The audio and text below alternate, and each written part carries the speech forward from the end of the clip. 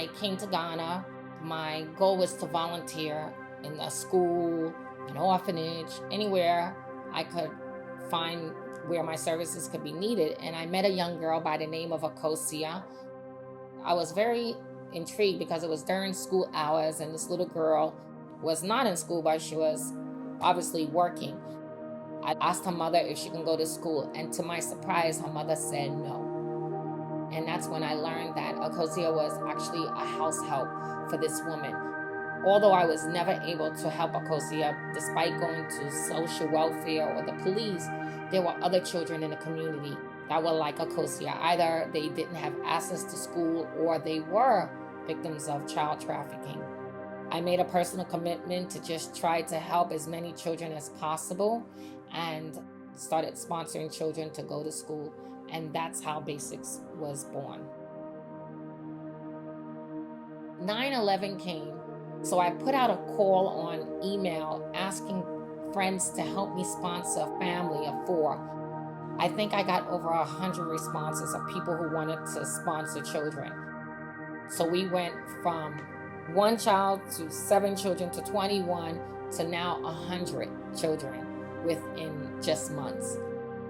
So in 2004, we took a holistic approach to making sure children stayed in school.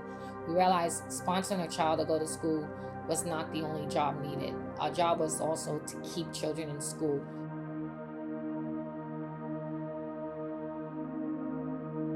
We chose Choco because you saw more girls not in school, you saw more children not in school, you saw the lack of parental support. We rented our first property here. It was an old house that had been abandoned, and we turned it into what we call in America an after-school center. And children came to our center. We fed them breakfast. We would send them to school. After school, they would come to us. During school hours, we would go to the school to make sure they were there. If there were other needs, if there were problems, we would liaison with the teachers and the head teachers to see how children were doing. In 2011, we moved into this new building and we continue with our programs. We welcome the door to thousands of volunteers coming from so many different countries and academic and social backgrounds that bring a wealth of talents and skills and love for children.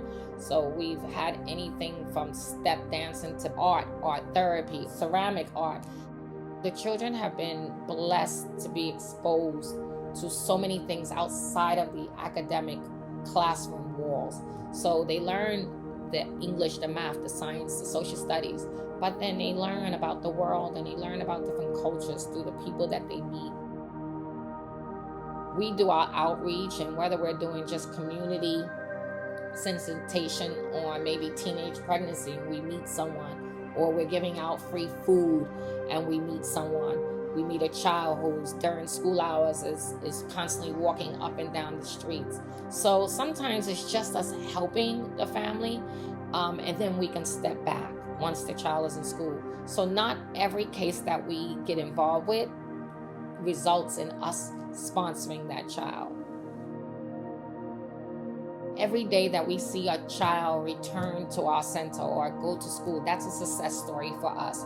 Beyond those successes, we look at successes of if we have of those 250 children and 125 of those are girls, and 125 of those girls are not pregnant in a year. That's another great success for us.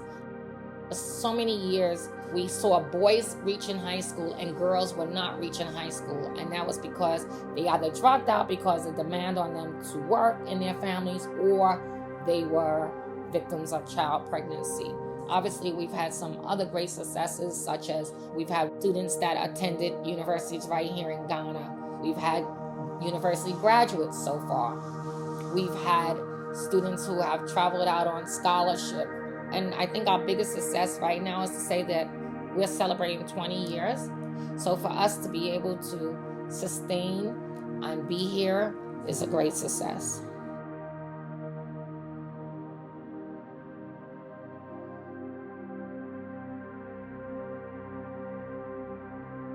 We acquired some land to create Ghana's first ever sleepaway camp for children.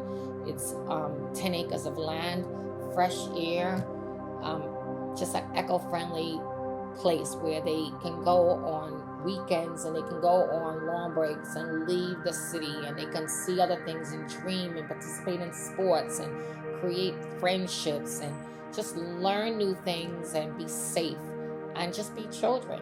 Akloa is its name, which means village. And so that's my future plan for Basics.